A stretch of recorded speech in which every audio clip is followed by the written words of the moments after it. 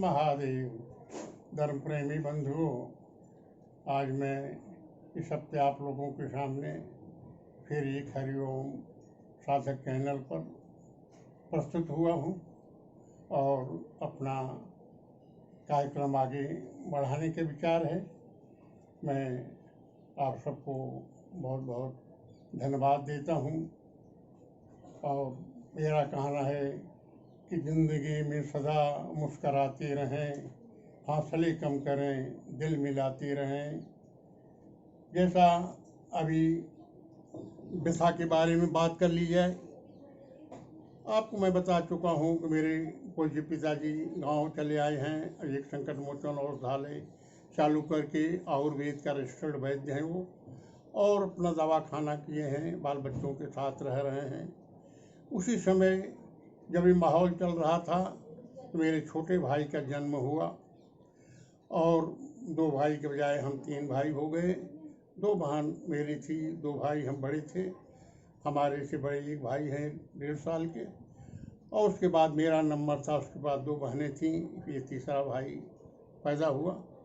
घर में बहुत बढ़िया माहौल था, नया घर बन रहा था, नई गृहस्थी बसाई जा रही थी। हम लोग भी पढ़ते थे, बहुत आनंद था, लेकिन ईश्वर को कुछ और भी बता था। मेरी माँ की तबीयत खराब हो गई, उनकी दवा चलने लगी। धीरे धीरे दवाखाना में चल रहा था, काम भी हो रहा था, लेकिन उनका मर्ज बढ़ता ही चला जा रहा था और काफ़ी इलाज करने के बाद भी वो अच्छी नहीं हो रही थी। 5-6 महीने हो गए। उनको पिताजी को ले जा कर के जौनपुर सदर में एडमिट करके महीनों लेकर के रहना पड़ा और यहाँ घर में कोई रोटी देने वाला भी नहीं था। एक छोटा बच्चा घर में 4-6 महीने का, और हम भाई सब नाबालिग थे, पढ़ाई लिखाई सब रद्द होने लगी। ऐसा नहीं था कि आजू बाजू वाले या परिवार के लोग मदद नहीं कर रहे थे, अपने मापे लोग मदद कर रहे थे, लेकिन वो संकट इतना ज़बरदस्त था कि किसी की मदद कुछ काम नहीं आ रही थी। काफ़ी कुछ करने के बाद भी सालों माँ मेरी बीमार रहीं और उनका इलाज होता रहा। आमदनी चारों बाजू से बंद थी, दवाखाना ताला लग गया था, खेती गृहस्थी बंद हो गई थी। काफ़ी परेशानी थी। पिताजी के जीवन का ये बहुत बड़ा परीक्षा शुरू हो चुकी थी। फिर भी वो अपने साहस बना करके बच्चों को लेकर के अपना समय पास कर रहे थे। लेकिन सन 1956 में मेरी माँ का देहांत हो गया। 5 अनाथ बच्चों को छोड़ करके गई।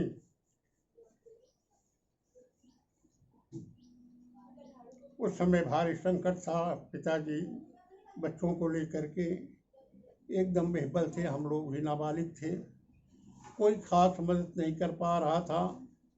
परिस्थिति एकदम विकट हो गई थी। ये तीसरा कष्ट था उन्हें औरत की मृत्यु का झेलने का, और मेरी माँ भी 40 साल की उम्र के अंदर ही खत्म हुई थी। पिताजी हम लोगों को लेकर के संघर्ष कर रहे थे।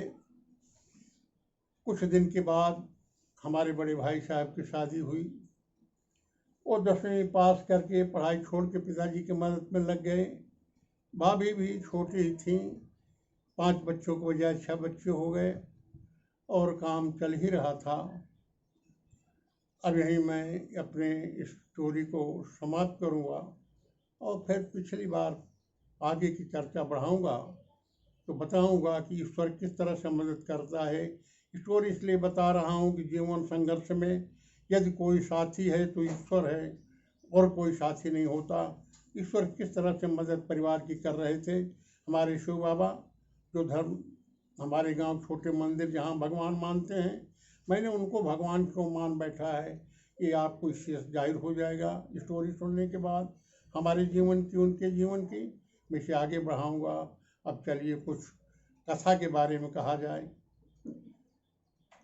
बंधुओं, धर्म बहुत लंबा चौड़ा है, करोड़ों धर्म हैं, शास्त्र हैं, गुरुओं की भरमार लगी है, चेला है नहीं, मंत्र देने वाले हैं, लेकिन ईश्वर को जानने के लिए बहुत कड़ी मेहनत नहीं करनी है। ईश्वर तो सब जगह है, सब ईश्वर का ही है। ईश्वर अकेले ही था, उसने ही सबको बनाया है, हम उसी के अंश हैं। इसलिए विवेक जो है वो ईश्वर को खोज रहा है, आनंद आनंद को खोजता है। ईश्वरन से जीव अविनाशी। तो जो हमारा विवेक है, कोई भी काम आप करने जाइए और मन से हट करके, बुद्धि से हट करके, यदि विवेक के साथ आप काम करिए तो आपका गलत रास्ता नहीं होगा। और जब आप सही बात जान जाओगे कि हाँ मेरा कुछ भी नहीं है, मैं यहाँ, आप एक बार मान लीजिए ये संसार जो है ये रंगमंच है, और रंगमंच में पात्र हम लोग हैं, नाटक माँ बाप बहन भाई बन करके उसमें पाठ कर रहे हैं। यदि हम अपने पाठ को पूरा कर लेंगे तो मंच से उतार दिए जाएंगे, वहाँ मेरा कुछ नहीं रह जाएगा। उसी तरह से इस क्षेत्र में आप पाठ कर रहे हो, पाठ कर देने के बाद आप उतार दिए जाओगे, आपका कुछ नहीं रहेगा। तो आपका जब कुछ भी नहीं रहेगा तब आप किसके लिए पाप कर रहे हो, किसके लिए पुण्य कर रहे हो, किसके लिए झूठ बोल रहे हो, वो सब आपका नहीं है, ये सत्य है। न आप कुछ लेकर के आए थे, न लेकर के जाओगे, लेकिन आप उसे सत्य मान बैठे हो। हमेशा हमारे गुरुदेव कहा करते हैं कि दो बात तुम मनन कर लो, मान लो कि तुम संसार नहीं हो, संसार तुम्हारा नहीं है।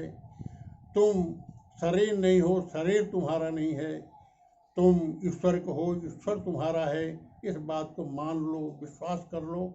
जब ही तुम इसे मान लोगे और विश्वास कर लोगे तो तुम्हें सही रास्ते मिल जाएंगे। और सब ये लिखा है कि जाने बिनु न होई परतीति, तबिन परतीति होई नहीं प्रीति। अप्रीति बिना नहीं भगत निहाई, जस खगेश जल कही की कनाई। तो प्रभु को जानने के और कौन कौन से रास्ते, हम जो इसमें मेरा कुछ भी नहीं है, मैंने जो सुना है, मैंने जो पढ़ा है, मैं अपने गुरु से जो पाया हूँ, विद्वानों से जो मिला है, वही बात दोहरा रहा हूँ। कहना, भाषण देना, ज्ञान देना, प्रवचन करना तो बहुत सरल है, लेकिन उसे अपने अंदर ले आना, उसका प्रयोग करना, उसे मान लेना, ये बहुत कठिन है। या दूसरे रास्ते पे आप चलना हो, मानना हो, आचरण में ले आना हो, तो आप भक्ति मार्ग पर आगे बढ़िए, सब कुछ मिलेगा। आगे फिर बात करूँगा। आइए एक प्रभु का भजन कर लिया जाए। ओम नमः शिवाय, ओम नमः शिवाय, हर हर भोले नमः शिवाय। नमः शिवाय, ओम नमः शिवाय, हर हर भोले नमः शिवाय। नमः शिवाय प्रभु बाघम्बराय, बाघम्बराय प्रभु नमः शिवाय। हर हर भोले नमः शिवाय, नमः शिवाय प्रभु नंदेश्वराय। हर हर भोले नमः शिवाय। बोलो शंकर भगवान की जय। फिर अगले हफ्ते आपसे मिलूंगा, यही मैं आपसे विदा लेना चाह रहा हूँ। हरि ओम तत्सत, हरि ओम तत्सत, हरि ओम तत्सत।